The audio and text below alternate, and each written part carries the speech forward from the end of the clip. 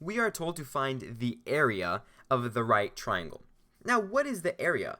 Well, the area is all that space inside of a shape. That is the area. Now, let's take a look at this new type of triangle. It's a right triangle. This triangle has a 90-degree angle right over here. And it's different from the other types of triangles we've seen that look like a pyramid. Now, the formula to find the area for this type of triangle is listed right over here. Our area equals our base times our height divided by 2. So let's go ahead and solve the area for this triangle. What is our base? Well, our base is 12. So let's write that in, 12.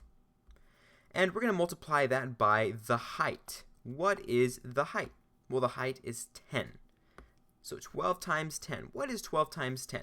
Well, if you know your multiplication tables, that's going to be 120.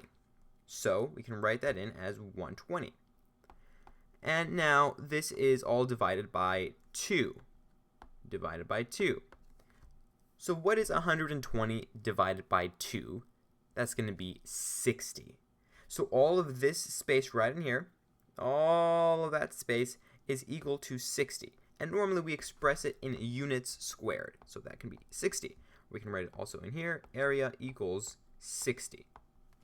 Area equals 60. And that is how you find the area of a right triangle.